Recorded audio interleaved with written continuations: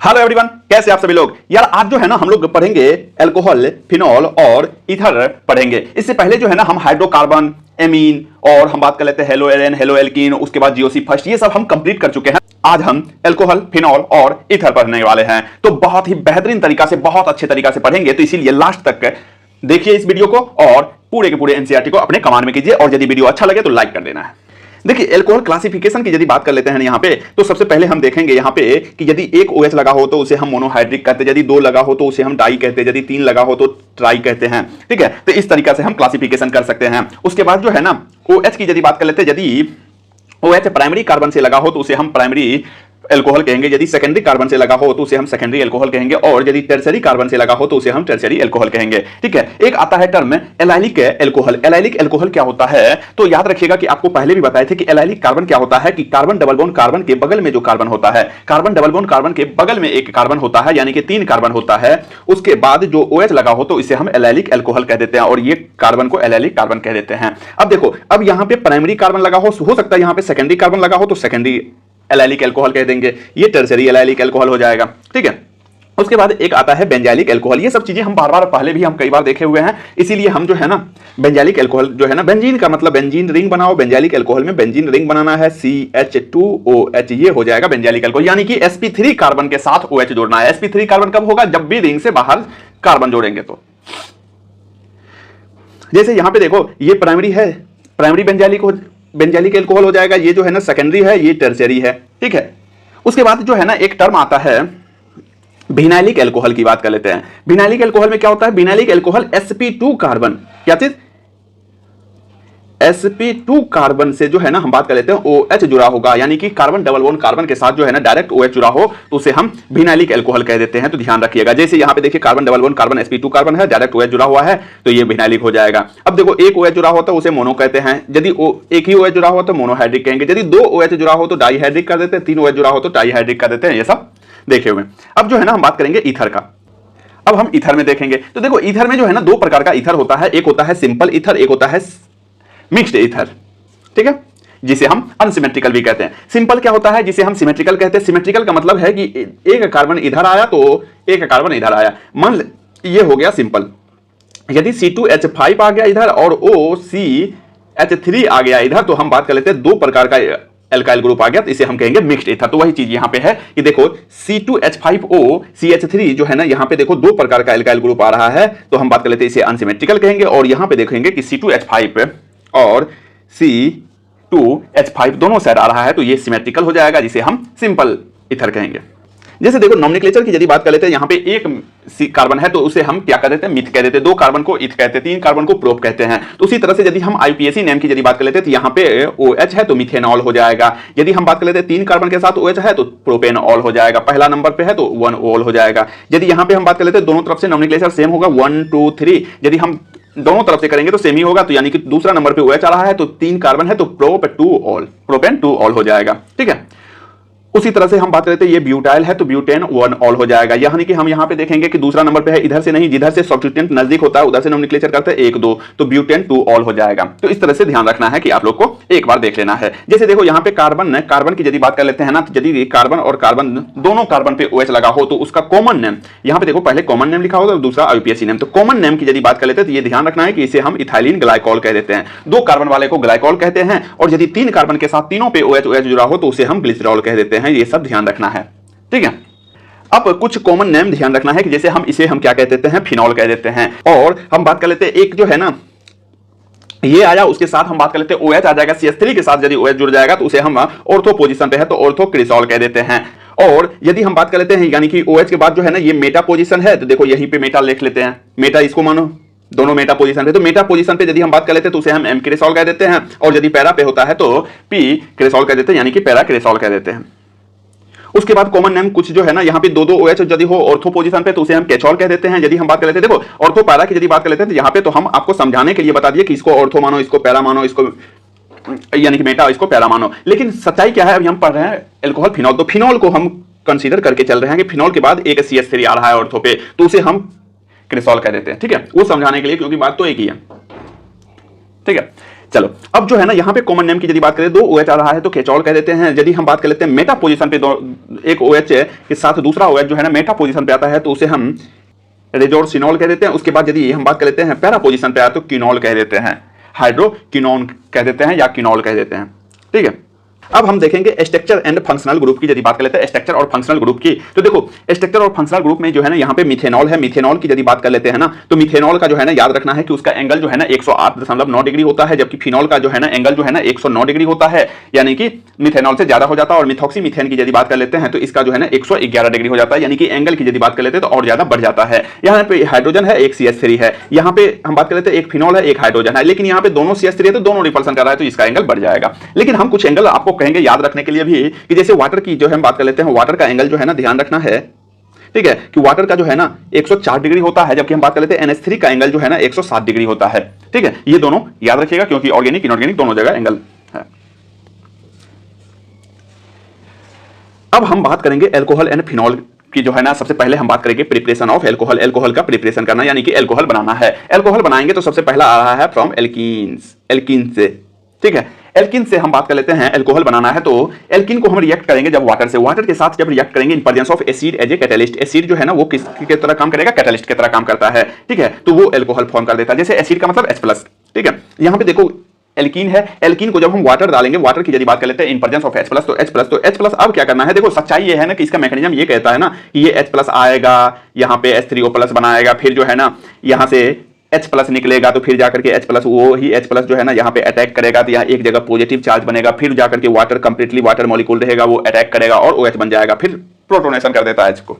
ठीक है, तो यही मैकेनिज्म कहता है। तो हम डायरेक्ट आपको अब बता देते हैं, ये मैकेनिज्म हो गया, अब डायरेक्ट बताते हैं जहां से डायरेक्ट आप क्वेश्चन बना सकते हो। तो देखो सीधी बात आपको करना क्या है कि ये वाटर है और इसको हाइड्रोजन को H+ मानना। इस हाइड्रोजन को जो है ना छोड़ना है तो छोड़ देना, और हम बात करते हैं ये वाटर में से H और OH निकाल देना, एक H को एक जगह रख देना, एक OH को एक जगह रख देना और डायरेक्ट प्रोडक्ट बना देना। ये ट्रिक की तरह काम करना। ठीक है, अब देखो अब ये तो सिमेट्रिकल था तो कहीं पे भी लगा दिए, लेकिन यहाँ पे अनसिमेट्रिकल कार्बन आ रहा है, यानी कि कार्बन कार्बन डबल बॉन्ड। अब बताओ कहां पे पॉजिटिव चार्ज लाए, यानी कि कहां पे, यहां पे या यहां पे, कहां पे पॉजिटिव चार्ज लाए, यहां पे या यहां पे पॉजिटिव चार्ज लाए। तो अब हम आपको बोलेंगे कि मार्कोनिकॉफ की तरह काम करना है।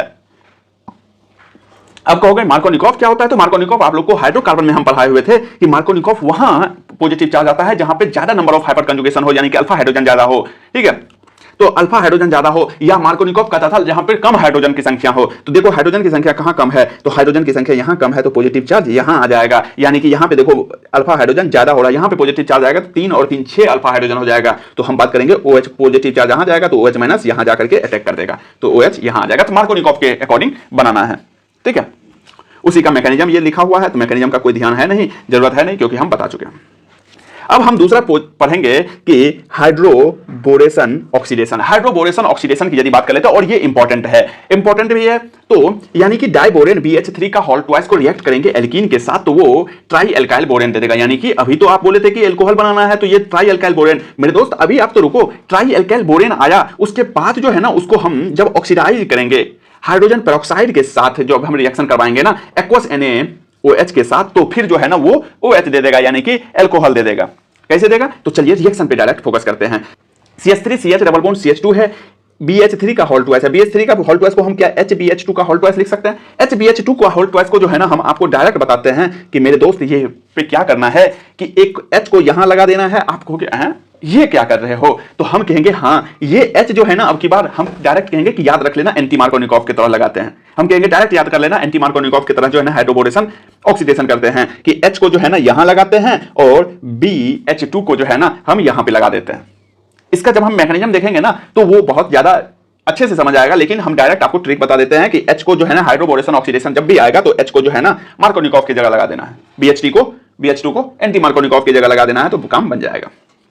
तो चलो, तो यहां पे BH2 लगाए। अब देखो अब है हो रहा है क्या कि ये जो है ना एल्कीन जो है ना हमारे पास पर्याप्त मात्रा में है, ज्यादा मात्रा में है। ठीक है, तो एल्कीन जब ज्यादा मात्रा में है तो हम फिर से रिएक्शन करवा रहे हैं, क्योंकि यहां पे हाइड्रोजन जब तक हाइड्रोजन रहेगा ना तब तक रिएक्शन हम करवाएंगे। BH2 के पास जब तक हाइड्रोजन रहेगा BH3 के पास तब तक हम रिएक्शन करवाएंगे। एक बार करवा दिया, दोबारा अब करवाएंगे। जब दोबारा इसके साथ अब रिएक्शन करवाएंगे, इसी यहां पे है ना BH2, तो अब इसको यदि हम इससे रिएक्शन करवाएंगे तो देखो अब क्या बन जाएगा, क्या ये दो मॉलिक्यूल हो जाएगा, ये वाला 2 मॉलिक्यूल 2 मॉलिक्यूल हो गया BH। अब देखो एक और H बाकी है, तो इसका मतलब एक बार फिर से एल्कीन से रिएक्शन करवाएंगे तो देखो ये प्रोडक्ट बन गया।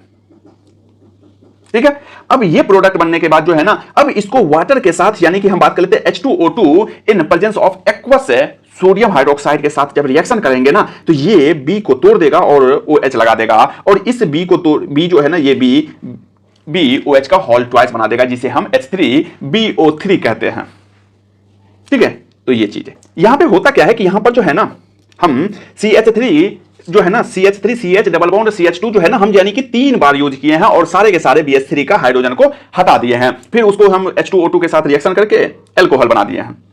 ठीक है, तो यहां पे हम बोल रहा है कि क्या कर रहा है कि sp2 कार्बन जो है ना ग्रेटर नंबर ऑफ हाइड्रोजन होता है, तो उसे हम बात करते हैं एडिशन ऑफ वाटर। वाटर का एडिशन कहां करेंगे? हाँ, लेकिन वाटर का एडिशन कहां करेंगे? तो हम बात करते हैं एल्कीन वे अपोजिट टू मार्कोनिकॉफ रूल, यानी कि मार्कोनिकॉफ रूल के अपोजिट करना, यानी कि एंटी मार्कोनिकॉफ रूल की तरह करना है। यानी कि देखो पॉजिटिव OH तो यहां अटैच होना चाहिए, लेकिन OH हो कहां रहा है? एंटी मार्कोनिकॉफ की जगह, तो इसीलिए बोल रहा है कि यानी कि हम बात कर लेते हैं एंटी मार्कोनिकॉफ की तरह अटैच हो रहा है। तो सीधी बात है कि आपको रिएक्शन ही ध्यान रखना है, ये सब इतना रामायण ध्यान नहीं रखना है। From carbonyl compounds, carbonyls compound की यदि बात कर लेते हैं, reduction of aldehyde and ketone, reduction of aldehyde and ketone की यदि बात कर लेते हैं, तो aldehyde and ketone reduce to corresponding alcohol to addition hydrogen in presence of catalyst, यानी कि कैटालिटिक डिहाइड्रोजिनेशन होता है, यानी कि कैटालिटिक हाइड्रोजिनेशन हो रहा है। तो कैटालिटिक हाइड्रोजिनेशन जो है ना, हम बात कर लेते हैं कौन कौन हो रहा है। हम बात करते हैं फाइनली डिवाइडेड मेटल होता है प्लेटिनम, प्लेडमियम और निकेल है, यानी कि PT और Na की बात कर रहा है कार्बोनाइल कंपाउंड में। तो आपको पता है कि कार्बोनाइल कंपाउंड को जब भी हम बात कर लेते हैं Na PT देते हैं H2 के साथ, तो क्या करता है? वो सारे के सारे डबल बॉन्ड को चाट पोंछ के हटा देता है, सबको खत्म कर देता है। यानी कि हम बात कर लेते हैं यानी कि यहाँ पे RCHO है, यानी कि एल्डिहाइड वाला है H2 PT के साथ जब भी रिएक्शन करेंगे तो ये सारे के सारे डबल बॉन्ड को खत्म कर देगा, यानी कि एल्कोहल बना देगा। यानी कि RC double bond O H की बात कर लेते हैं, तो यहां कि ये डबल बॉन्ड को खत्म करेगा, यहां भी H लगाएगा, यहां भी H लगाएगा, देखो एल्कोहल बन गया। ठीक है, अब देखो ये तो काम कर ही रहा है, लेकिन आपको हम पहले भी बताए थे कि LiAlH4 और NaBH4 की यदि बात कर लेते हैं, NaBH4 ये भी बहुत तगड़ा वाला रिड्यूसिंग एजेंट है। तो ये भी क्या करता है? सारे के सारे को हटा करके हम बात कर लेते हैं, डबल बॉन्ड को हटा करके सिंगल बॉन्ड कर देता है, यानी कि रिड्यूस कर देता है। तो अगला कह रहा है कि हम बात कर लेते हैं RCO और R- को यदि हम NaBH4 भी देंगे ना, तो वो भी रिड्यूस कर देता है, यानी कि हम बात कर लेते हैं एल्कोहल बना देता है। ये कीटोन को एल्कोहल बना दिया, सेकेंडरी एल्कोहल। ठीक है, तो चलो एल्डिहाइड को प्राइमरी एल्कोहल बनाया, कीटोन को सेकेंडरी एल्कोहल बना दिया, तो ये भी ध्यान रखना है। चलो अगला बात कर लेते हैं। अब हम बात कर लेते हैं कार्बोक्सिलिक एसिड के साथ। कार्बोक्सिलिक एसिड यानी कि CrCOOH को अब एल्कोहल उसको हमें बनाना है, रिड्यूस करना है प्राइमरी एल्कोहल में, तो उसके लिए हम बात यूज करते हैं LiAlH4 और दूसरा यूज करते हैं H2O। तो जब भी हम LiAlH4 की यदि बात कर लेते हैं तो एसिड जो है ना एल्कोहल में कन्वर्ट हो जाता है, तो क्योंकि हम जानते हैं कि स्ट्रॉन्ग रिड्यूसिंग एजेंट होता है LiAlH4। ठीक है, तो चलो, तो अब यहां पे देखो लिखा हुआ भी है कि LiAlH4 जो है ना एक्सपेंसिव रिएजेंट होते हैं, therefore use prepare special chemical, only special chemical में हम यूज करते हैं। तो यानी कि स्पेशल केमिकल में यूज करते हैं, तो हम दूसरा भी चीज यूज कर सकते हैं। जैसे हम बात कर लेते हैं RCOOH को जो है ना, हम H+ के साथ रिएक्शन करवाते हैं ROH को, एल्कोहल को। जब इसको हम रिएक्शन करवाएंगे तो आप जानते हैं कि आपको हम जब भी बताया है कि जब भी पानी निकालने का सिचुएशन आए तो पानी निकाल देना है। तो देखो यहां से पानी निकाल दो, जब भी यानी कि एक जगह से OH और H निकालेंगे ना, तो यहां से पानी निकालेंगे तो क्या बच जाएगा? R जो है ना जाकर के यहां पे अटैच हो जाएगा, तो RCOOR- हो जाएगा। अब फिर इसको H2 कैटलिस्ट के साथ H2NiPD की यदि बात कर लेते हैं, अब देखो ना ये जो है ना हम बात कर लेते हैं, अब तो एसिड रहा नहीं, तो अब एसिड रहा नहीं तो H2PD कैटलिस्ट के साथ जो है ना ये क्या करेगा? डबल बॉन्ड को हटा देगा, डबल बॉन्ड को हटाएगा, डबल बॉन्ड को हटाएगा और ROH बन जाएगा, एक इधर से भी एल्कोहल बन जाएगा। ठीक है, तो ये भी रिएक्शन ऐसे भी हम एल्कोहल बना सकते हैं एसिड से। अब हम बात करेंगे फ्रॉम गिनगार्ड रिएजेंट। गिनगार्ड रिएजेंट से हमें एल्कोहल बनाना है, तो देखो गिनगार्ड रिएजेंट की यदि बात कर लेते हैं तो एल्डिहाइड और कीटोन का यूज करते हैं गिनगार्ड रिएजेंट में, और गिनगार्ड रिएजेंट में हम बार बार कहेंगे कि किस में होता है, माइनस में होता है। ये बार बार यूज करते हैं। तो हम बात कर लेते हैं, देखो ये है कार्बोनाइल ग्रुप, यानी कि इसमें एल्डिहाइड और कीटोन दोनों बन सकता है। उसके बाद RMgX के जरिए बात कर लेते हैं, तो R जो है ना वो निगेटिव में होता है, तो ये तो जानते हैं। तो R माइनस जो है ना कहां जाएगा, निगेटिव वाला कहां जाएगा, पॉजिटिव चार्ज के पास। अब कहोगे कि यहां पे पॉजिटिव निगेटिव चार्ज कैसे हो गया, तो मेरे दोस्त आपको हम एक चीज ध्यान रखना है कि C डबल बॉन्ड O की यदि बात कर लेते हैं, तो यहां पे इलेक्ट्रोनेगेटिव डिफरेंस है। यदि इलेक्ट्रोनेगेटिव डिफरेंस है तो ऑटोमेटिक बात है कि ये इलेक्ट्रॉन ऑक्सीजन अपनी तरफ खींचेगा, तो ऑक्सीजन जब अपनी तरफ खींचेगा तो इस पे माइनस चार्ज आ जाएगा, और जहां से इलेक्ट्रॉन जाएगा तो उस पे हम बात कर लेते हैं पॉजिटिव चार्ज आ जाएगा।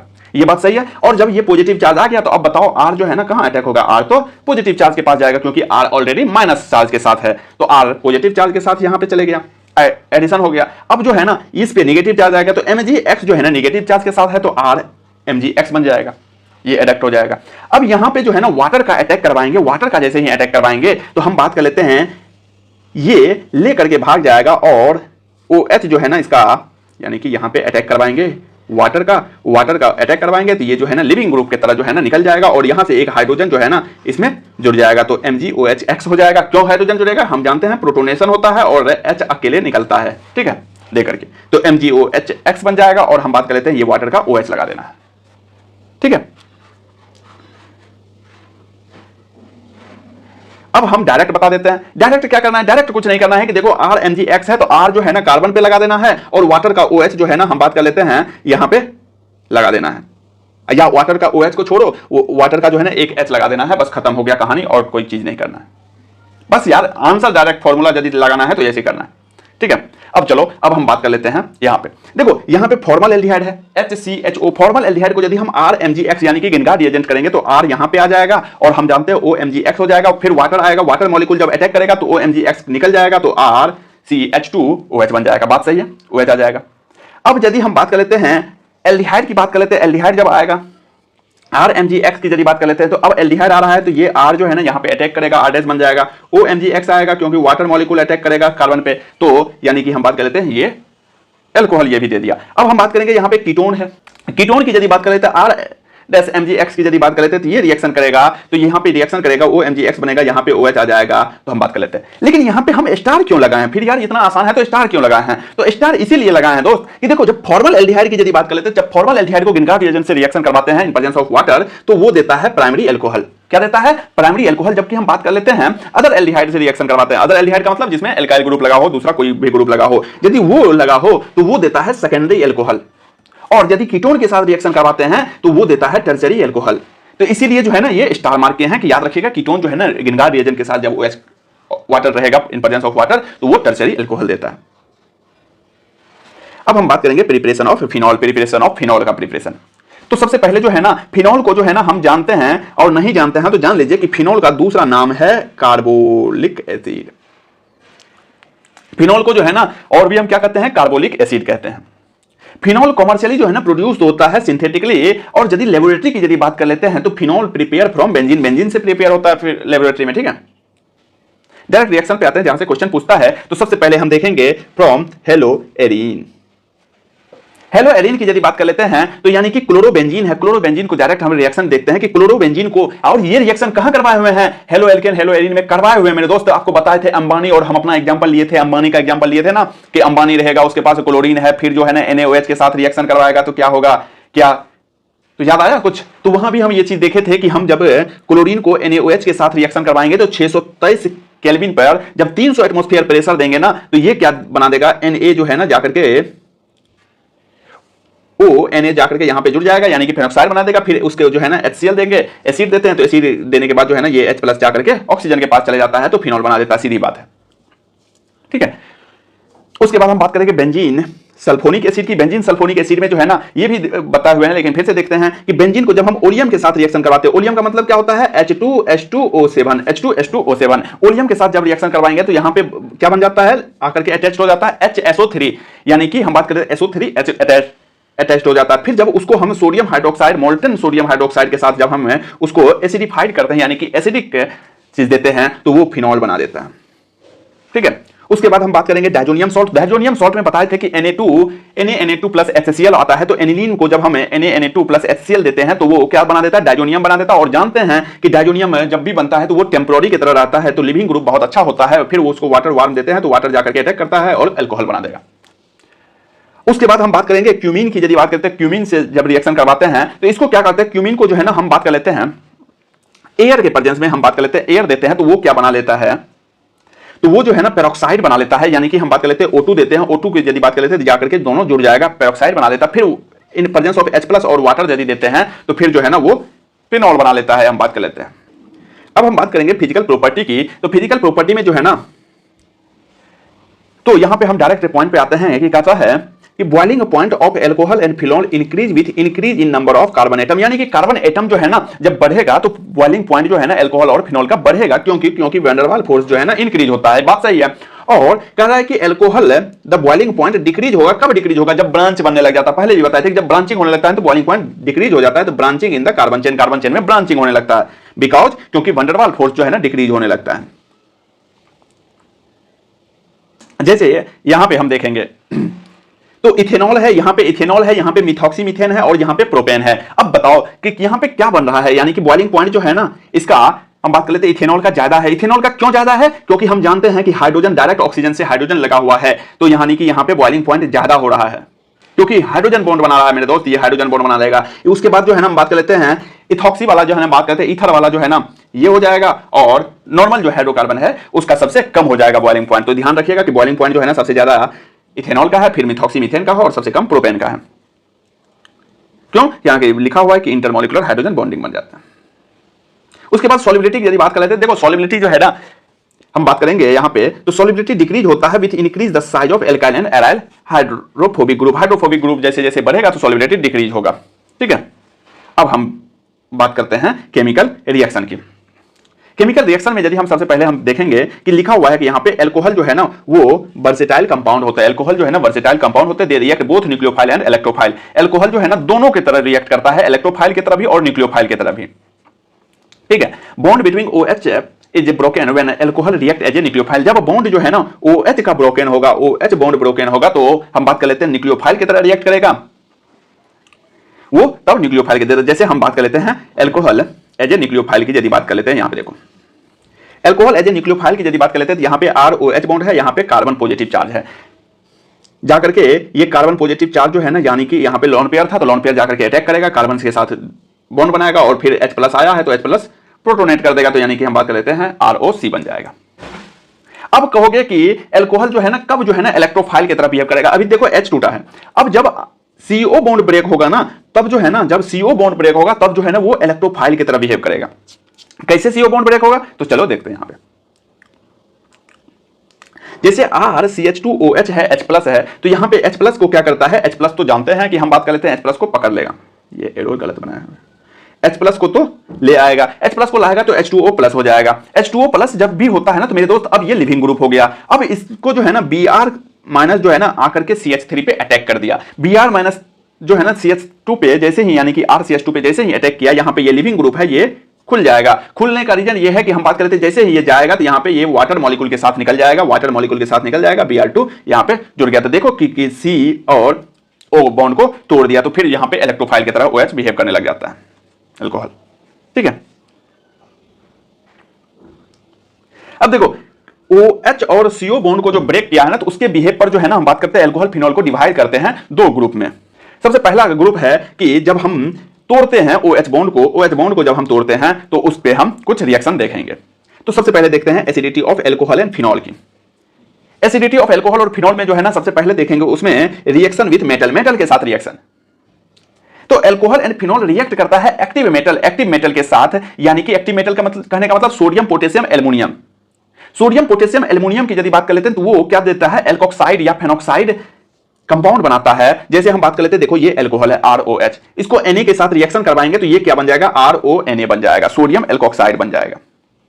ठीक है, जैसे यहां पे टर्शियरी ब्यूटाइल एल्कोहल है, इसको एल्युमिनियम डालेंगे तो एल्युमिनियम क्या हो जाएगा, देखो अच्छा एक चीज और, यहां पे तो दो मॉलिक्यूल था तो दो मॉलिक्यूल यहां पे बन गया, और जब ये हाइड्रोजन निकला तो हाइड्रोजन दो मॉलिक्यूल था तो H2 निकल गया। अब देखो यहां पे दो ही है एल्युमिनियम, यहां पे 6 है, ये तो अरे क्या बात हो गया, 6 है तो दो ही प्रोडक्ट बनेगा, तो यानी कि दो मॉलिक्यूल बनेगा एल्युमिनियम का, तो एल्युमिनियम 2 हो गया। और यहां पे हम बात कर लेते हैं, इसको 3 से मल्टीप्लाई कर देंगे तो 3 दूनी 6 ये हो गया, और 6 ये है तो हाइड्रोजन निकल रहा है तो 3 मोल हाइड्रोजन निकल जाएगा।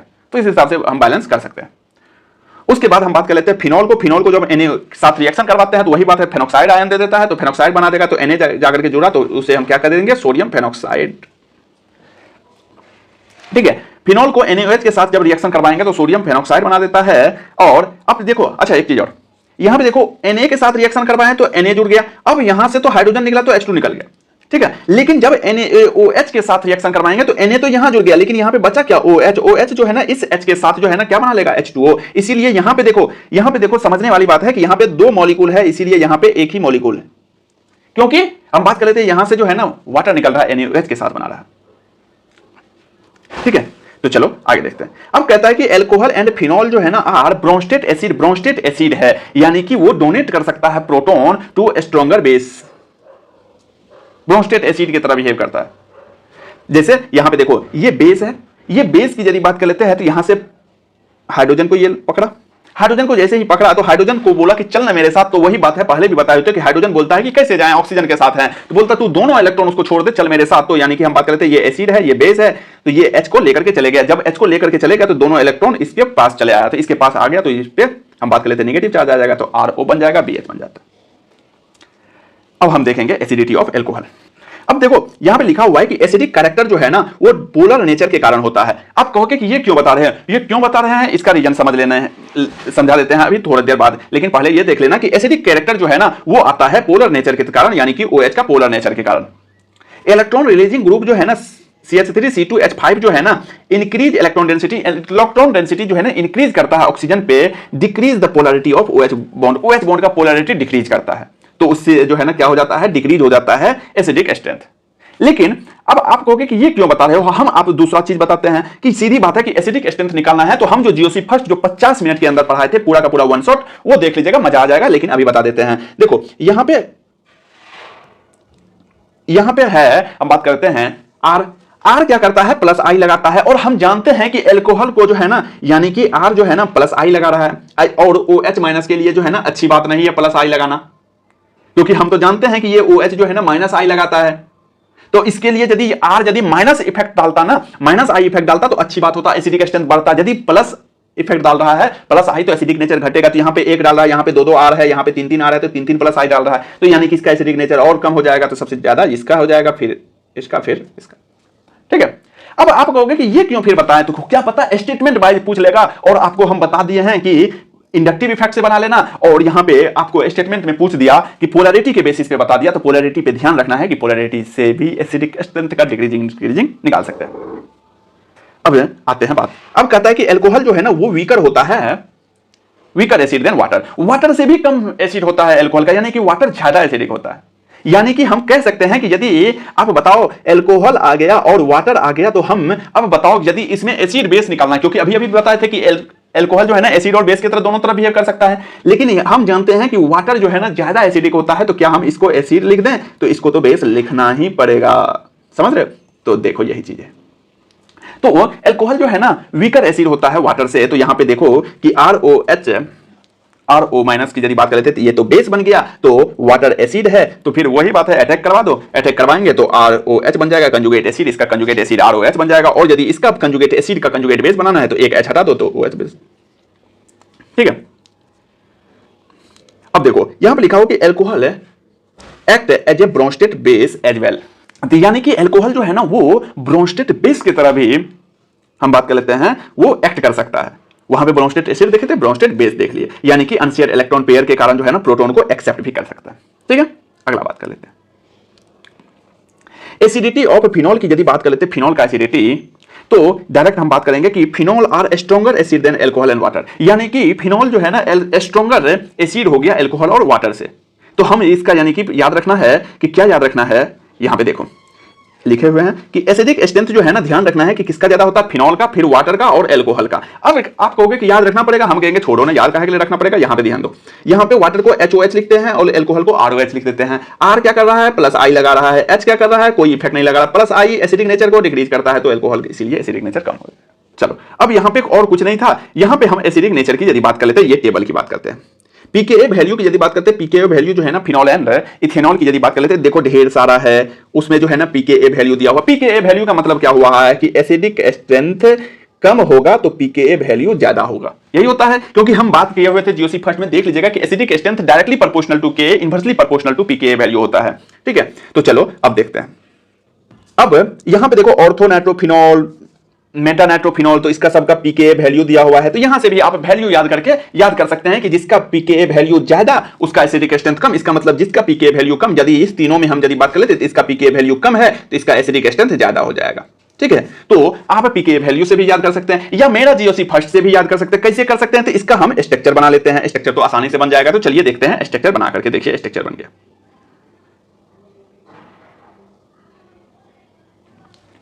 यहां पे दिख रहा है, यहां पे देखिए पहला स्ट्रक्चर की यदि बात कर लेते हैं, देखिए लिखा हुआ है कि ऑर्थो नाइट्रोफिनॉल। तो क्या ये ऑर्थो नाइट्रोफिनॉल बन गया, ऑर्थो की जगह पे नाइट्रोजन आ गया। उसके बाद देखो यहां पे लिखा हुआ है मेटा नाइट्रो, तो मेटा नाइट्रो आ गया। उसके बाद लिखा हुआ है कि पैरा नाइट्रो, तो यहां पे हम बात कर लेते हैं पैरा नाइट्रो आ गया। यदि इस तीनों में एसिडिक स्ट्रेंथ निकालें तो अब बताओ, यहां पे हम बात करते हैं -I-M लगा रहा है, यहां पे हम बात करते हैं -I लगाता। जानते हैं कि मेटा पोजीशन पे जो है ना -M प्लस M नहीं लगता है, सिर्फ और सिर्फ I इफेक्ट लगता है। ये पैरा पोजीशन पे यदि हम बात करते हैं -I-M लग रहा है। अब जानते हैं कि ऑर्थो और पैरा पर जो है ना -M लग रहा है और M इफेक्ट सेम होता है, तो और आई इफेक्ट ऑर्थो पे ज्यादा लगना चाहिए, क्योंकि आई इफेक्ट जो है ना डिस्टेंस फैक्टर होता है। तो मेरे दोस्त एक चीज बताओ, तो इसका मतलब क्या हो गया, ऑर्थो का ज्यादा होना चाहिए एसिडिक स्ट्रेंथ, पैरा का उसके बाद, और मेटा में तो एम इफेक्ट ही नहीं लग रहा तो मेटा का सबसे कम। लेकिन हम कहेंगे ऐसा नहीं होगा। क्यों नहीं होगा, क्योंकि हाइड्रोजन बॉन्ड नाम का कोई चीज होता है। तो यहां पे देखो ये एच बॉन्डिंग कर रहा है, क्या हाइड्रोजन बॉन्ड बना रहा है, क्या हाइड्रोजन बॉन्ड बनाने के कारण जो है ना ये एसिडिक स्ट्रेंथ का मतलब क्या होता है, H+ का रिलीज करना है। H+ यहां से रिलीज ही नहीं होगा जल्दी, तब H+ यदि यहां से रिलीज नहीं होगा, H+ रिलीज ही नहीं होगा क्योंकि हाइड्रोजन बॉन्ड बना लिया है। तो इसका मतलब ये हो गया कि अब जो है ना पैरा का सबसे ज्यादा एसिडिक स्ट्रेंथ हो जाएगा, फिर ऑर्थो होगा, सबसे कम मेटा होगा।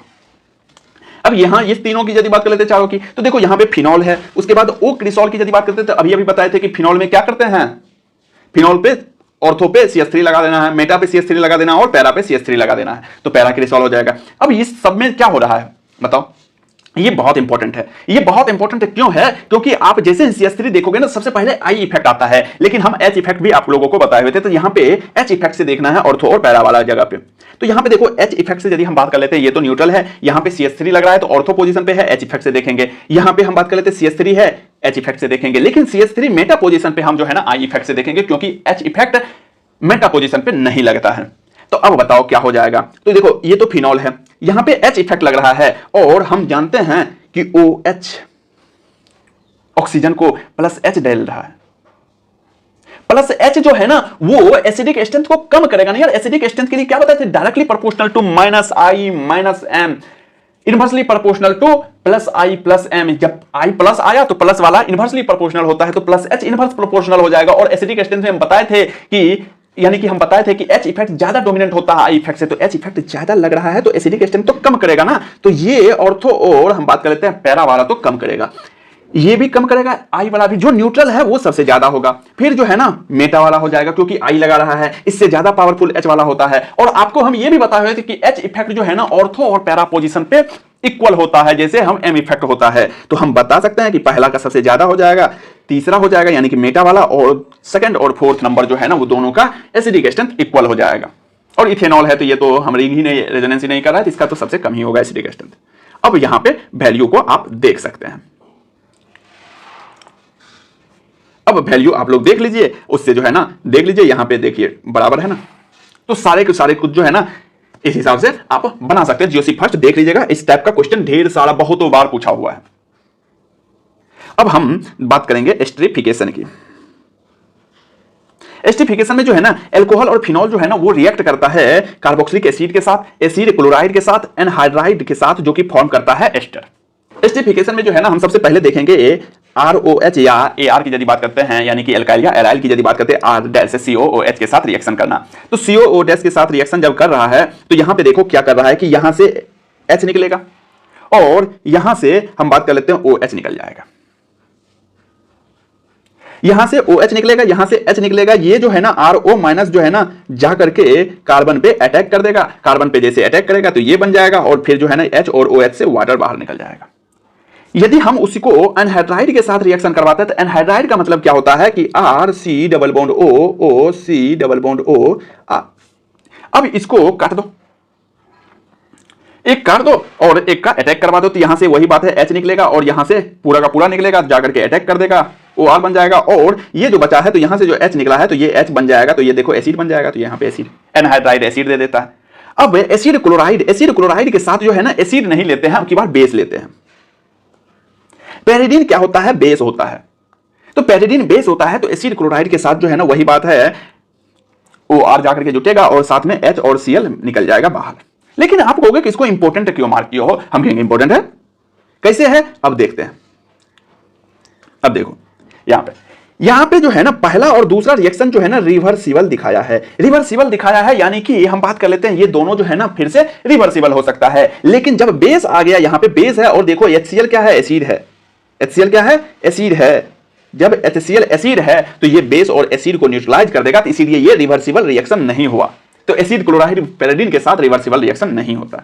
ठीक है, तो यानी कि हम बात कर लेते हैं यहां सब से क्या आया था, तो RCO ग्रुप आया था। RCO ग्रुप को क्या कहते हैं? एसिटाइल ग्रुप कहते हैं, यानी कि CH3CO ग्रुप को एसिटाइल ग्रुप कहेंगे। तो वही चीज कहता है कि एसिटाइलेशन, जब हम बात कर लेते हैं सैलिसिलिक एसिड का एसिटाइलेशन होता है तो उसे तब प्रोडक्शन एस्पिरिन बनाता है।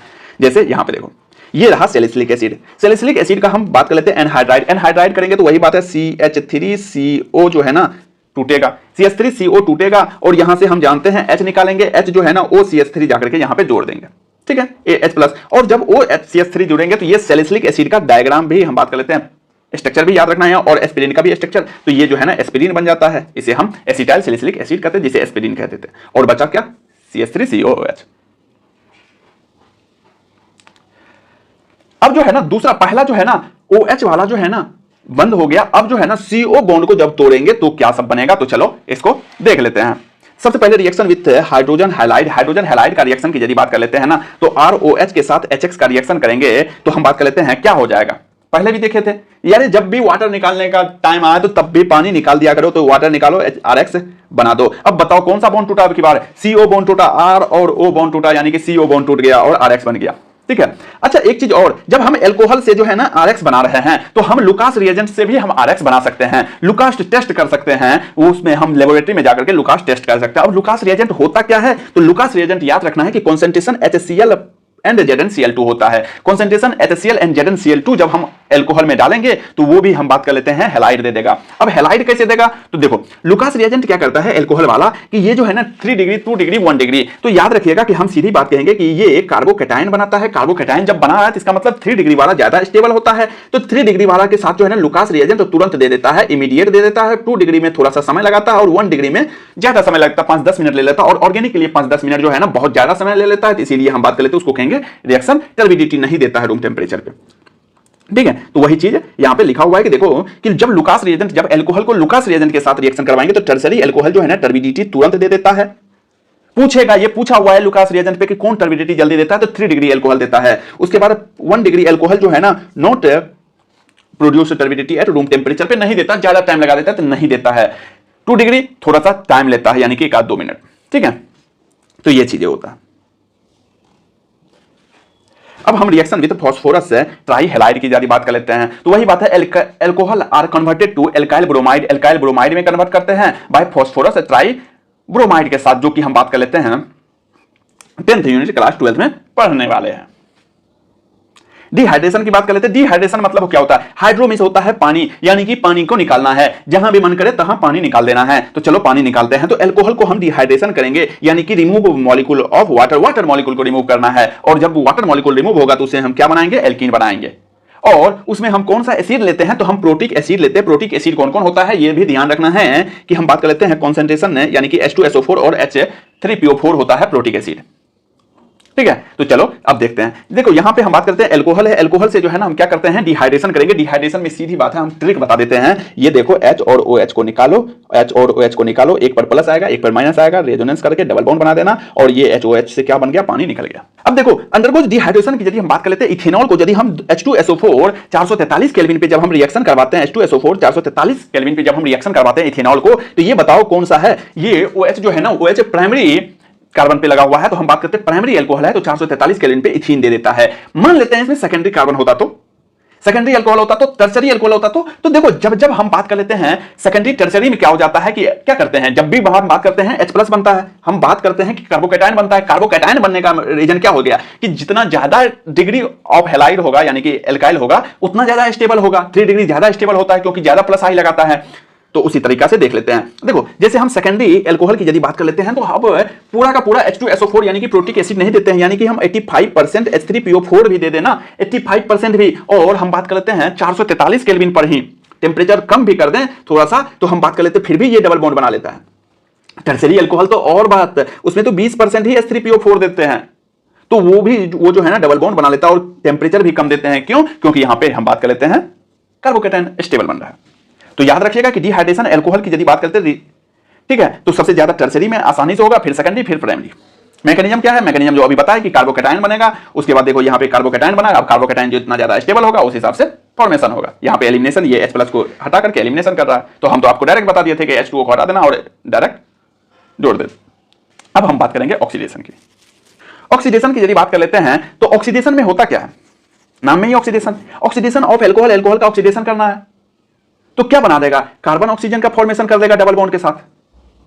ठीक है, तो चलो यहां पे देखते हैं CHOH के साथ यदि हम रिएक्शन करवाएंगे तो देखो CH की यदि बात कर लेते हैं तो ये टूटेगा, और OH के साथ यदि रिएक्शन करेंगे तो ये टूटेगा। OH को हम बात कर लेते हैं यहां पे तोड़ेंगे, यानी कि CH और OH बॉन्ड को सीधी बात है कि तोड़ना है। यदि इसको तोड़ेंगे तो एक H निकलेगा, H2 निकाल देना है, और यहां पे हम बात कर लेते हैं डबल बॉन्ड कार्बोनाइल कंपाउंड बन जाएगा, यानी कि कार्बन और ऑक्सीजन डबल बॉन्ड बन जाएगा। और यहां पे देखो क्या निकला है? H2 निकला है, तो H2 निकला है तो उसको हम क्या कह देते हैं? हाइड्रोजन। तो यानी कि हम कह सकते हैं कि डिहाइड्रोजिनेशन हुआ है। अब कहोगे कि यहां पे कैसे कैसे होगा, तो वो जो है ना हम बात कर लेते हैं ऑक्सीडाइजिंग एजेंट पे डिपेंड करता है कि प्राइमरी अल्कोहल को ऑक्सीडाइज करके एल्डिहाइड बनाता है, उसके बाद हम कार्बोक्सिलिक एसिड बनाता है, तो वो जो है ना ऑक्सीडाइजिंग एजेंट पे डिपेंड करता है। तो चलिए आगे देखते हैं। जैसे यहां पे देखते हैं, देखो यहां पे अल्कोहल है, ऑक्सीडेशन करने के बाद जो है ना ये एल्डिहाइड बना दिया। देखो एल्डिहाइड बना दिया यानी कि ऑक्सीडेशन अच्छा खासा ऑक्सीडेशन होगा। हम यहां पे इसको हटा देते हैं। यहां पे ऑक्सीडेशन जब किया तो एल्डिहाइड बन गया। अब फिर से ऑक्सीडेशन करते हैं, इसका फिर से ऑक्सीडेशन करते हैं तो कार्बोक्सिलिक एसिड बन गया। तो याद रखिएगा कि जब भी अल्कोहल का ऑक्सीडेशन करेंगे तो हम कार्बोक्सिलिक एसिड आसानी से बना सकते हैं। अब दो चीजें होती है, हम कहेंगे कि हमको कार्बोक्सिलिक एसिड नहीं बनाना है, हम कहेंगे कि हमको एल्डिहाइड पर ही खत्म करना है, तो इसके लिए अलग रिएजेंट होता है। और हम कहेंगे कि नहीं हमको डायरेक्ट कार्बोक्सिलिक एसिड बनाना है, तो इसके लिए अलग रिएजेंट होता है। तो चलिए देखते हैं। ठीक है, अब देखो यदि हमें डायरेक्ट अल्कोहल से यदि कार्बोक्सिलिक एसिड लगाना है तो हम बात कर लेते हैं क्या पोटेशियम परमैंगनेट ले लो। पोटेशियम परमैंगनेट जो है ना स्ट्रॉन्ग ऑक्सीडाइजिंग एजेंट होता है, डायरेक्ट वो अल्कोहल से एसिड बनाएगा। लेकिन हम कहेंगे हमको एल्डिहाइड ही चाहिए, तो एल्डिहाइड चाहिए ना, तो उसके लिए आप अल्कोहल में CrO3 ले लो। CrO3 के साथ रिएक्शन करवाएंगे क्रोमियम O3 के साथ जो है ना एनहाइड्रस मीडियम में, तो वो एल्डिहाइड दे देगा, RCHO दे देगा। ठीक है, उसके बाद हम बात कर लेते हैं यहां पे देखो, और दूसरा चीज है कि एल्डिहाइड और बनाना है हमें, प्राइमरी अल्कोहल से एल्डिहाइड बनाना है, तो आप पेरिडियम क्लोरोक्रोमेट ले लेते हैं, PCC ले सकते हैं। PCC की यदि बात कर लेते हैं, ये इंपॉर्टेंट भी है कि PCC जब भी आए ना तो मेरे दोस्त अल्कोहल से एल्डिहाइड बना देना। PCC जब भी आए तो अल्कोहल से एल्डिहाइड बना देना। और PCC क्या है? Complex of chromium trioxide with pyridine and HCl। ठीक है, तो देखो यहां पे तो OH आ गया प्राइमरी अल्कोहल, यहां पे PCC जैसे यहां है, तो यानी कि सीधी बात है कि यार OH को हटाओ, CHO लगा देना। कार्बन की संख्या सेम होना चाहिए दोनों जगह, ये ध्यान रखना है। सेकेंडरी अल्कोहल, अब देखो सेकेंडरी अल्कोहल, प्राइमरी अल्कोहल को तो ऑक्सीडाइज कर दिए, यहां पे सेकेंडरी अल्कोहल को जब हम क्रोमेटिक अनहाइड्राइड देते हैं यानी कि CrO3 देते हैं, तो अब बताओ ये होगा कि सेकेंडरी अल्कोहल। मेरे भाई यहां पे एल्डिहाइड कैसे बनाएगा? यहां पे एल्डिहाइड नहीं बनाएगा, सेकेंडरी अल्कोहल कीटोन बनाता है। तो ये ध्यान रखना है कि प्राइमरी अल्कोहल एल्डिहाइड देता है, सेकेंडरी अल्कोहल कीटोन देता है। अब आप कहोगे कि टर्शियरी अल्कोहल क्या देगा? अरे टर्शियरी अल्कोहल कुछ नहीं देता है, tertiary alcohol do not undergo oxidation reaction. लेकिन आप फिर भी जिद पे अड़ गए हो कि नहीं मुझे तो टर्शियरी अल्कोहल्स को भी ऑक्सीडाइज करवाना है, तो हम कहेंगे कि कोई बात नहीं है, स्ट्रॉन्ग ऑक्सीडाइजिंग एजेंट ले लो और एलिवेटेड टेम्परेचर पे। लेकिन लेकिन लेकिन मेरे दोस्त, जो भी कार्बन रहेगा कार्बन रहेगा कार्बन रहेगा, यहां पे कार्बन कार्बन बॉन्ड को भी तोड़ना पड़ेगा, क्योंकि कार्बन कार्बन बॉन्ड को ही तो तोड़ना पड़ेगा, क्योंकि टर्शियरी अल्कोहल है। तो मिक्सचर ऑफ कार्बोक्सिलिक एसिड आ जाएगा। स्ट्रॉन्ग ऑक्सीडाइजिंग एजेंट KMnO4 है, तो भाई कार्बोक्सिलिक एसिड ही बनाएगा, तो मिक्सचर ऑफ कार्बोक्सिलिक एसिड बन जाएगा। लेकिन नंबर ऑफ कार्बन की संख्या चेन वाला जो है ना वो कम हो जाएगा, लेजर नंबर ऑफ कार्बन हो जाएगा। देखो सब कुछ लिखा हुआ है।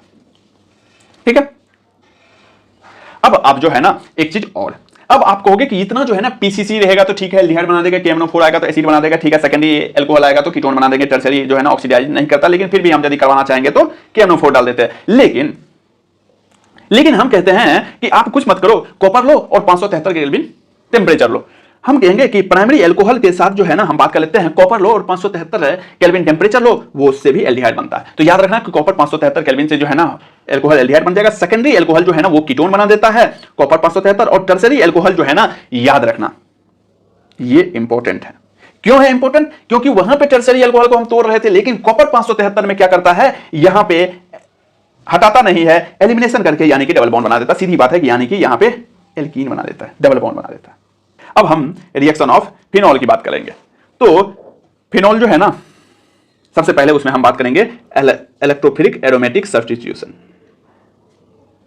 इलेक्ट्रोफिलिक एरोमेटिक सब्स्टिट्यूशन, तो उसमें जो है ना सबसे पहले आता है नाइट्रेशन। आप लोग को जो है ना पहले भी हम बताए हुए हैं कि नाइट्रेशन में क्या होता है, डाइल्यूट HNO3 के साथ जब लो टेम्परेचर पे रिएक्शन करवाते हैं ना, डाइल्यूट नाइट्रिक एसिड के साथ लो टेम्परेचर पे, तो एक NO2 जाकर के ऑर्थो और पैरा पोजीशन पे जाकर के जुड़ जाएगा, कि NO2 जो है ना वो ऑर्थो और पैरा पोजीशन पे जाकर के जुड़ जाएगा डाइल्यूट HNO3 के साथ, ठीक है। और ये दोनों को जो है ना हम बॉइलिंग पॉइंट से जो है ना आसानी से अलग भी कर सकते हैं, क्योंकि यहां पे देखो इंट्रा मॉलिक्यूलर हाइड्रोजन बॉन्ड बनेगा, यहां पे हम बात कर लेते हैं इंटर हाइड्रोजन बॉन्ड बनेगा, तो दोनों को हम आसानी से अलग कर सकते हैं, वही चीज। लेकिन अब हम कंसंट्रेशन नाइट्रिक एसिड देते हैं, वहां पे क्या था, डाइल्यूट नाइट्रिक एसिड, यहां पे हम कंसंट्रेशन नाइट्रिक एसिड देते हैं। देखो कंसंट्रेशन नाइट्रिक एसिड की यदि हम बात कर लेते हैं तो यहां पे कह सकते हो कि यहां पे कंसंट्रेशन H2SO4 प्लस HNO3 है, कंसंट्रेशन H2SO4 प्लस HNO3 है। तो कंसंट्रेशन HNO3 क्या करता है, HNO3 जो है ना यहां पे लिखा हुआ भी है कि कंसंट्रेशन HNO3 प्लस H2SO4, तो ये जो है ना H2SO4 भी यदि आएगा तो यहां पे ये कहने का मतलब ये है कि ये कंसंट्रेशन HNO3 क्या करता है कि NO2 प्लस देता है। NO2 प्लस जो है ना बहुत ज्यादा मात्रा में होता है, हाई कंसंट्रेशन में होता है, यहां पे लिख दिए हैं हाई कंसंट्रेशन में होता है। जब हाई कंसंट्रेशन में यदि हम बात कर लेते हैं NO2 प्लस होगा, तो ये फिनॉल को यदि हम बात कर लेते हैं तो ऑर्थो और पैरा पोजीशन पे यानी कि 246 पोजीशन पे जो है ना नाइट्रो ग्रुप लग जाएगा, NO2 लग जाएगा, तो उसका नाम क्या हो जाएगा, 246 ट्राइनाइट्रोफिनॉल। और जब 246 ट्राइनाइट्रोफिनॉल को ही हम क्या कह देते हैं, पिक्रिक एसिड कहते हैं, ध्यान रखना है, ठीक है। तो ये बहुत इंपॉर्टेंट है कि कंसंट्रेशन, यदि डाइल्यूट नाइट्रिक एसिड आएगा तो एक ही NO2 लगेगा, यदि कंसंट्रेशन आ गया, यदि कंसंट्रेशन नाइट्रिक एसिड आ गया तो याद रखना कि वो तीनों जगह लगेगा, ऑर्थो और पैरा पे, तीनों पोजीशन पे, दोनों ऑर्थो पोजीशन पे, एक पैरा पोजीशन पे, ठीक है। चलो अब कुछ चीजें जो है ना हम आपको बताएंगे, कुछ चीजें जो है ना जो एनसीईआरटी में नहीं है लेकिन फिर भी बताएंगे, कि जैसे हम बात कर लेते हैं बेंजीन के साथ CH3, ठीक है। टॉलिन की यदि बात करते हैं, इसको रिपीटेड नाइट्रेशन करते हैं डिफरेंट कंडीशन में, तो वही बात है कि NO2 जो है ना वो तीनों जगह लग जाता है। और याद रखिएगा कि इसे हम TNT कहते हैं, जो कि एक्सप्लोसिव होता है, ठीक है। अब यदि बेंजीन को, वहां पर तो फिनॉल था, बेंजीन को कंसंट्रेशन HNO3 के साथ H2SO4 के साथ यदि हम बात करते हैं 50 डिग्री सेल्सियस, कितना, 50 डिग्री सेल्सियस के साथ रिएक्शन करेंगे तो एक NO2 लग जाएगा। फिर से नाइट्रेटिंग मिक्सचर करेंगे 90 डिग्री सेल्सियस पे, तो हम बात कर लेते हैं मेटा पे आ जाएगा। और यदि फ्यूमेरिक के नाइट्रेटिंग एसिड करेंगे 100 डिग्री सेल्सियस पे, तो हम बात कर लेते हैं 3 जगह पे, हम बात कर लेते हैं अगला दूसरा मेटा पोजीशन पे, हम बात कर लेते हैं NO2 आ जाएगा। तो वहां पे ऑर्थो पोजीशन पे आ रहा था, यहां पे मेटा पोजीशन पे आ रहा है, तो यहां पे ध्यान रखना है। अब हम बात करेंगे हेलोजिनेशन की।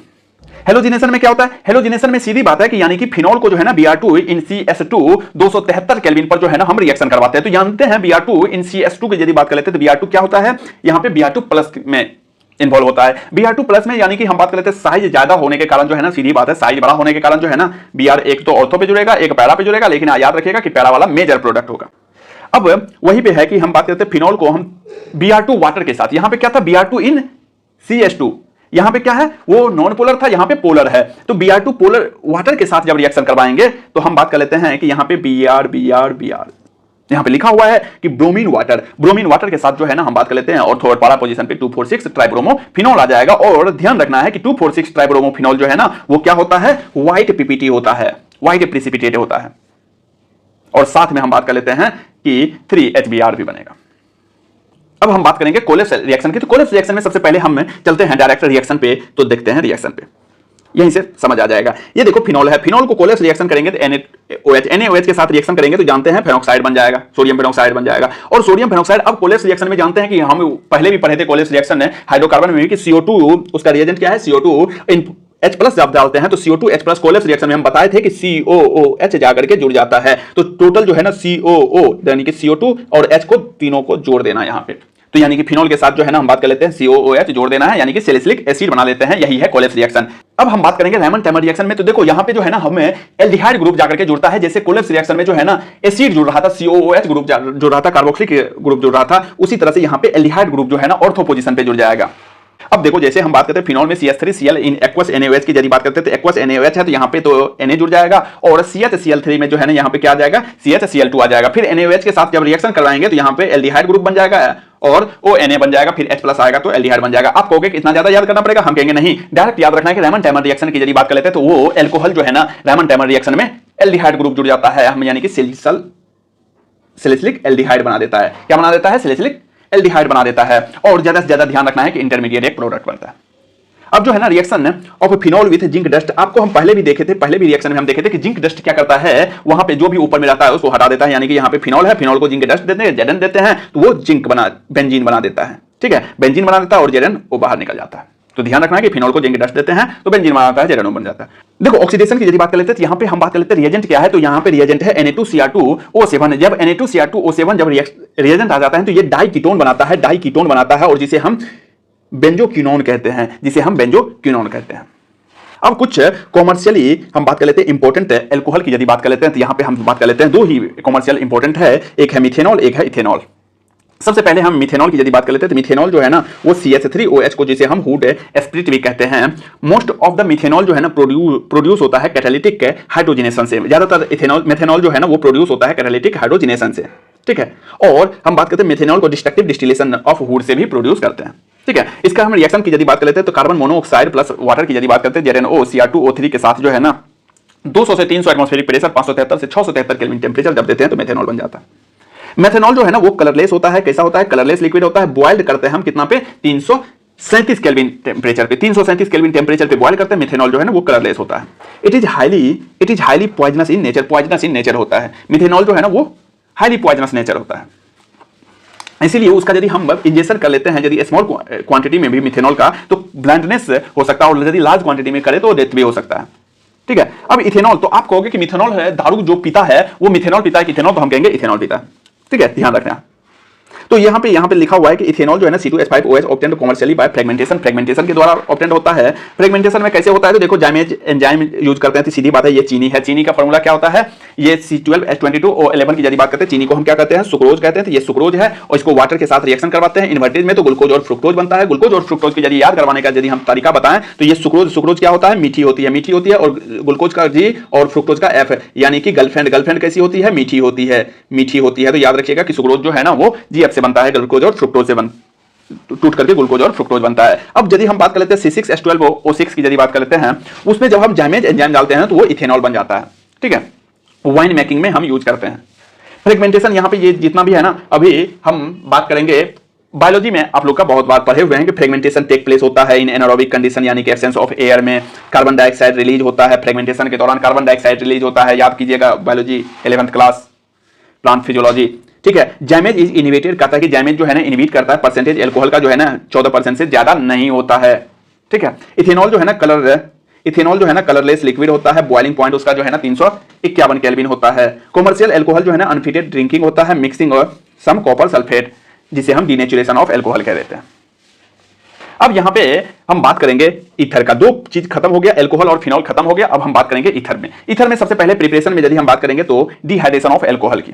एल्कोहल अंडरगोज डिहाइड्रेशन होता है in the presence of protic acid. Protic acid कौन सा होता है? H2SO4 एंड H3PO4, ठीक है। तो प्रोटिक एसिड के प्रेजेंस में जो है ना डिहाइड्रेशन होता है, और ये बहुत इंपॉर्टेंट है। बहुत इंपॉर्टेंट क्यों है कि अब देखो फॉर्मेशन जो है ना product alkene and ether formation करता है, और ये एल्कीन और ईथर कैसे प्रोडक्शन करता है ये डिपेंड करता है रिएक्शन कंडीशन पे। तो चलिए डायरेक्ट रिएक्शन कंडीशन को देखते हैं। देखिए जैसे यहां पे हम बात करते हैं एल्कोहल है, ये एल्कोहल जो है ना जब H2SO4 यदि हम डालते हैं 443 केल्विन पे, कितना? 443 443 केल्विन पे जब हम एल्कोहल में H2SO4 के साथ 443 केल्विन पे जब रिएक्शन करवाते हैं तो वो इथीन बन जाता है, यानी कि डबल बॉन्ड बन जाता है, एल्कीन बन जाता है। जब उसी को और टेम्परेचर कम देते हैं, जब H2SO4 को हम टेम्परेचर कम कर देते हैं, यानी कि 413 केल्विन पे यदि डालते हैं तो वो ईथर बन जाता है। ये दोनों याद रखना है, पूछा हुआ है, इसका ये मैकेनिज्म है, तो यार सब देख लीजिएगा। ठीक है, तो ये जो बना है तो ये कैसे बना है, तो ये हम बात कर लेते हैं SN2 मैकेनिज्म कर रहा है, यहाँ पे एलिमिनेशन कर रहा है, यहाँ पे क्या हो रहा है, एलिमिनेशन हो रहा है, यहाँ पे SN2 कर रहा है। ठीक है, अब हम बात करेंगे विलियमसन सिंथेसिस। ये कई बार पूछा हुआ है। आप लोग एक बार एक काम और कीजिएगा कि अभी लेक्चर देखने के बाद नीट 2016 और AIPMT 2015 का क्वेश्चन भी बना लेना है। विलियमसन सिंथेसिस से क्वेश्चन आया था री AIPMT 2015 में भी, री में आया था या मेन में आया था ये ध्यान नहीं है, लेकिन एक बार देख लीजिएगा, आया हुआ क्वेश्चन।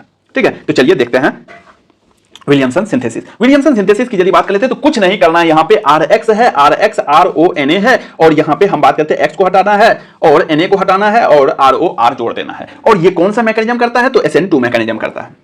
अब देखो ये जो है ना SN2 मैकेनिज्म से, तो लेकिन हम यहां पे डायरेक्ट बता देते हैं SN2 मैकेनिज्म का मतलब क्या हो गया यार। देखो 3 डिग्री ज्यादा या कम, अरे कम 3 डिग्री 2 डिग्री और 1 डिग्री पे ज्यादा रिएक्टिव होगा। SN2 में SN1 में होता है 3 डिग्री ज्यादा, तो 3 डिग्री 2 डिग्री 1 डिग्री ज्यादा रिएक्टिव होगा। इसका मतलब ये ध्यान रखना है कि Rx जब भी विलियमसन सिंथेसिस करेगा, Rx की यदि बात कर लेते हैं ये हमेशा 1 डिग्री होगा। ये बदल सकता है डिग्री में RONA, लेकिन Rx की यदि बात करते हैं एल्काइल हैलाइड जो है ना वो हमेशा 1 डिग्री होगा। तो ये ध्यान रखना है, कभी क्वेश्चन गलत नहीं होगा। अभी देखो क्वेश्चन, जैसे यहां पे देखो, यहां पे क्या है कि यहां पे CH3Br यानी कि 1 डिग्री है, ये 3 डिग्री है, कोई फर्क नहीं पड़ता, ये बस 1 डिग्री होना चाहिए। ये यदि 1 डिग्री है तो बना दो ईथर। यहां पे लिखा हुआ है कि बेटर रिजल्ट जब चाहिए ना आपको, तो एल्काइल हैलाइड जो है ना वो कैसा होना चाहिए, प्राइमरी होना चाहिए विलियमसन सिंथेसिस में। In case of secondary and tertiary alkyl की यदि बात कर लेते हैं, देखो सेकेंडरी और टर्सरी एल्काइल हैलाइड में एलिमिनेशन कंप्लीट हो जाता है, यानी कि वहां पे डबल बॉन्ड बन जाता है। तो याद रखिएगा कि प्राइमरी एल्काइल हैलाइड में जो है ना ईथर बनता है जिसे विलियमसन सिंथेसिस कहते हैं, और सेकेंडरी और टर्सरी में हम डबल बॉन्ड हो जाता है। और टर्सरी एल्काइल में तो ऐसा हाल हो जाता है ना कि वो सिर्फ और सिर्फ डबल बॉन्ड ही बनाता है, यानी कि यूज एल्कीन इज ओनली, सिर्फ और सिर्फ एल्कीन ही बनाता है। ठीक है, जैसे यहां पे देखो, यहां पे क्या है, टर्सरी एल्काइल हैलाइड टर्सरी है, यहां पे क्या है, अब कुछ दिक्कत ही नहीं है, यदि ये टर्सरी है तो यहां पे एलिमिनेशन कर दो, यानी कि हम डबल बॉन्ड बना दो, डबल बॉन्ड बना दो। देखो डबल बॉन्ड बन गया।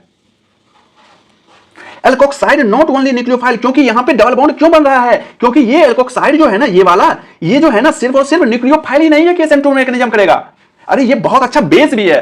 तो याद रखिएगा कि ये स्टेटमेंट पे पूछ सकता है कि एल्कोक्साइड जो है ना क्या न्यूक्लियोफाइल है, क्या एल्कोक्साइड जो है ना बेस है, तो हम कहेंगे दोनों है।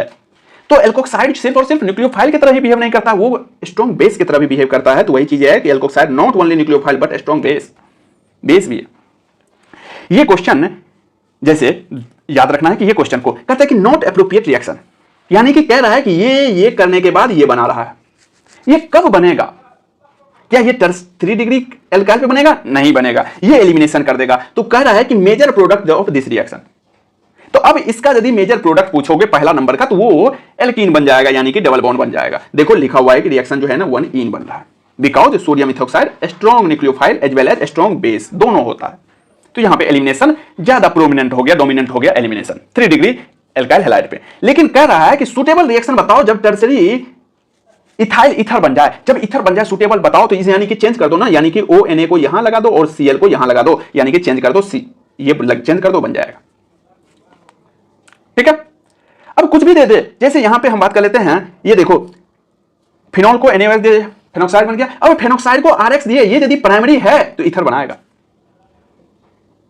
अब फिजिकल प्रॉपर्टी की बात कर लेते हैं। फिजिकल प्रॉपर्टी में वही बात है कि पेंटेन है, इथॉक्सी इथेन है और ब्यूटेनॉल है, तो इसका जो है ना हम बात कर लेते हैं हाइड्रोजन बॉन्ड के कारण जो है ना सबसे ज्यादा हो जाएगा बॉइलिंग पॉइंट केल्विन में है तो, और हम बात करते हैं पेंटेन का ज्यादा है और इथॉक्सी इथेन का यहां पे कम है थोड़ा सा। ठीक है, तो इसका ऑर्डर ध्यान रखना है। अब जो है ना केमिकल रिएक्शन की यदि बात कर लेते हैं, तो केमिकल जो है ना रिएक्शन जो है ना CO bond of ether, ether में जो है ना CO बॉन्ड को तोड़ना है, CO बॉन्ड को तोड़ना है, यानी कि ईथर में यानी कि ROH है, ROR है, इसको HX के साथ जब रिएक्शन करवाएंगे तो क्या बन जाएगा, वही बात है कि RO बॉन्ड को तोड़ो, X लगा दो, तो यानी कि X लग जाएगा और एक जगह H लग जाएगा, तो RX और ROH बना देगा। यानी कि यही ROH को जब फिर से HX के साथ रिएक्शन करवाएंगे तो वही बात है कि ये HOH को लेकर के चल देगा वाटर बनाने और X बना देगा, तो RX बना देगा और वाटर बना देगा। ठीक है, यदि यहां पे ईथर है, यहां पे तोड़ेंगे तो किसको तोड़ेंगे मेरे भाई, इसको तोड़ो ना, यानी कि इसको तोड़ेंगे तो यानी कि ये तो अनस्टेबल बन जाएगा। तो तोड़ने के लिए थोड़ा सा तो सीखना पड़ेगा कि किसको तोड़ना है, तो H यहां लगा देना, R के साथ X बन जाएगा। ठीक है, यानी कि ROR-HX है, तो यानी कि हम बात कर लेते हैं X यहां आ जाएगा, H जो है एक जगह चले जाएगा, तो RX R'OH बन जाएगा। लेकिन आप कहोगे कि HX में कौन सा X जल्दी आएगा, कौन ज्यादा रिएक्टिव है, तो हम कहेंगे HI का सबसे ज्यादा रिएक्टिव होता है, फिर HBr HCl सबसे कम होता है। अब कहोगे HI, ओ तो चलो अब जो है ना अच्छा चीज पढ़ते हैं। अब जो है ना कहता है कि ईथर है, यहां पे कह रहा है कि ईथर है, उसको HI के साथ रिएक्शन करवाना है, कैसे क्या है। तो देखो यहां पे हम मैकेनिज्म है, तो यहां पे देखना है तो देख लीजिएगा, लेकिन इंपॉर्टेंट पॉइंट हमें अंडरलाइन किया हुआ है। आयोडीन जो है ना गुड न्यूक्लियोफाइल होता है, ये ध्यान रखना, ठीक है। HI यदि एक्सेस है हाई टेम्परेचर पे, तो हम बात करते हैं एक्सेस का मतलब बहुत ज्यादा है, तो क्या बनेगा नहीं बनेगा, चलो आप देखते हैं।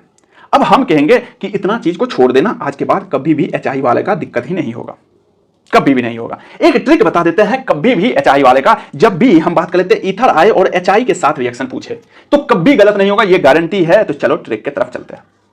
देखो जब हम ट्रिक की बात कर लेते हैं ना, यहां पे ट्रिक में जो है ना एक ही है कि HI जब 3 डिग्री कार्बन हो, क्या हो, जब हम बात कर लेते हैं 3 डिग्री कार्बन हो, तो I को 3 डिग्री कार्बन पे लगाना है। कैसे लगाना है अभी देखना है। I को 3 डिग्री कार्बन पे लगाना है, बाकी जो बच गया वहां पे H लगा देना है, OH बन जाएगा।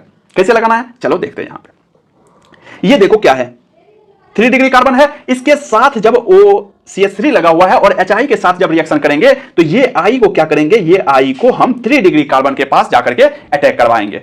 यानी कि इस कार्बन के पास जो है ना I को जाकर के अटैक करवाना। जब भी 3 डिग्री कार्बन आए तो I को अटैक करवा देना है, बाकी बाद किसी को भी I को जो है ना ज्यादा स्टेबल पर नहीं रखना है, OH लगा देना है। कैसे लगाना है अब देख, तो ये देखो 3 डिग्री कार्बन I लग गया 3 डिग्री कार्बन, जो बाकी बचा यहां पे इसको तोड़े तो यहां पे H लगा दिए तो CH3OH बन जाए। अब उसका एक एग्जांपल है, उसका इस एग्जांपल से हमको सब कुछ समझ जाएगा कि अभी हम ट्रिक क्या बताए थे कि 3 डिग्री कार्बन जहां हो वहां I लगा देना है, बाकी बात नहीं लगाना है। I तब वहां लगाना है जहां पे कम स्टेबल हो। चलिए सबसे पहला क्वेश्चन, क्या यहां पे 3 डिग्री कार्बन दिख रहा है, नहीं दिख रहा है, नहीं दिख रहा है, तो अब बताओ स्टेबल कौन होगा। स्टेबल यानी कि ज्यादा नंबर ऑफ कार्बन यदि ये बन रहा है तो ज्यादा नंबर ऑफ कार्बन की तरफ जो है ना, यानी कि इसको तोड़ो, सीधी बात है, इसको तोड़ देना है। ज्यादा नंबर ऑफ कार्बन यानी कि 2 डिग्री 3 डिग्री की यदि बात कर लेते हैं, 3 डिग्री पे सिर्फ I लगाना है, नहीं तो 2 डिग्री और 1 डिग्री पे जो है ना OH लगा देना है। तो देखो एक जगह H लगा देना है, यहां पे I लगा देना है, यानी कि यहां पे कार्बोकेटायन पे नहीं लगाना। चलो तो ये देखो, उसके बाद ये बताओ 3 डिग्री कार्बन है ये, अच्छा 3 डिग्री कार्बन है, I लगा दो, इस साइड H लगा दो। उसके अलावा 3 डिग्री कार्बन जहां पे है और नहीं तो ज्यादा स्टेबल कार्बन जो होगा वहां पे OH लगा देना है, सिर्फ और सिर्फ 3 डिग्री कार्बन पे I लगाना है। यहां पे बताओ यहां पे कौन टूटेगा, अरे इसको तोड़े क्या, अरे तोड़ेंगे तो अनस्टेबल हो जाएगा यार, इतना तो दिमाग लगा ही सकते हो। इसको तोड़ेंगे तो अब बताओ कहां पे लगाएंगे, यहां पे H लगा देंगे, यहां पे I लगा देंगे। ये तो स्वाभाविक सी बात है ना, क्योंकि फिनॉल बन रहा है यहां पे, ठीक है। देखो सॉल्यूशन में OH, क्या OH बन रहा है, देखो I। ये कभी गलत नहीं होगा, और जाकर के नीट में देखना 5 से 7 बार पूछा हुआ है यही क्वेश्चन, तो इसीलिए बार बार हम बता रहे हैं कि जाकर के देख लेना और पढ़ना। चलो अब देखते हैं आगे, अब देख लेंगे इलेक्ट्रोफिलिक सब्स्टिट्यूशन को। इलेक्ट्रोफिलिक सब्स्टिट्यूशन में सबसे पहले हम देखेंगे हेलोजिनेशन को। हेलोजिनेशन में जो है ना पैरा आइसोमेरिज्म जो है ना 90% ऑब्टेंड हो रहा है हेलोजिनेशन में। तो सीधी बात है कि Br2 इन इथेनोइक एसिड के साथ जब रिएक्शन करेंगे एनिसोल को, किसको, एनिसोल को, ये OCH3 को एनिसोल कहते हैं, बेंजीन पे जब OCH3 लगा तो ऐसे एनिसोल कहते हैं। एनिसोल को Br2 इन इथेनोइक एसिड के साथ रिएक्शन करेंगे तो एक तो ऑर्थो पे जुड़ेगा, एक पैरा पे जुड़ेगा, तो और एक यहां पे ऑर्थो पे जुड़ गया, एक पैरा पे जुड़ गया। पैरा वाला जो है ना मेजर प्रोडक्ट होता है, क्योंकि 90% यील्ड लिखा हुआ है कि पैरा पोजीशन 90% यील्ड देता है। अब फ्रेडल-क्राफ्ट रिएक्शन की यदि बात कर लेते हैं, तो फ्रेडल-क्राफ्ट रिएक्शन में जो है ना क्या सब होता है फ्रेडल-क्राफ्ट रिएक्शन में, तो पहले भी बताए थे कि CH3Cl ये रिएजेंट ध्यान रखना है। एनहाइड्रस AlCl3 के साथ जो है ना CH2 की यदि बात करते हैं तो वो क्या हो जाएगा, anhydrous aluminium chloride Lewis acid as a catalyst. Lewis acid जो है ना वो लुईस एसिड होता है एनहाइड्रस एल्युमिनियम क्लोराइड जो कि कैटलिस्ट है। तो अब क्या हो जाएगा, CH3 यहां पे आ जाएगा और CH3 जो है ना यहां पे आ जाएगा, तो CH3 ऑर्थो पे आ जाएगा, पैरा पे आ जाएगा, लेकिन ध्यान रखना है कि पैरा वाला मेजर प्रोडक्ट होगा। उसी तरह से हम जानते हैं कि CH3COCl को यदि बात कर लेते हैं तो वही बात है, Cl को हटाओ और उसको जोड़ दो, ऑर्थो और पैरा पे, पैरा वाला जो है ना मेजर प्रोडक्ट हो जाएगा। नाइट्रेशन में हम जानते हैं कि नाइट्रेशन में क्या करते हैं, H2SO4 HNO3, अभी तो देखे हैं कि OCH3 के ऑर्थो और पैरा पे, तो ऑर्थो पे NO2 जोड़ दो, पैरा पे जोड़ दो, और पैरा वाला मेजर प्रोडक्ट होता है। ये सब चीजें ध्यान रखना है, ठीक है। तो अब यहां पर जो है ना आपका एल्कोहल, फिनॉल और ईथर खत्म होता है। एक चैप्टर ऑर्गेनिक में बच गया है जो कि नेक्स्ट लेक्चर में हम जो है ना डाल देंगे। आप लोग को यदि वीडियो अच्छा लगा हो तो लाइक कर देना, चैनल को सब्सक्राइब कर देना, दोस्तों के बीच शेयर कर देना, थोड़ा सा हमें भी सपोर्ट कीजिए, मोटिवेट कीजिए, ठीक है। थैंक यू, पढ़ते रहिए, मचाते रहिए।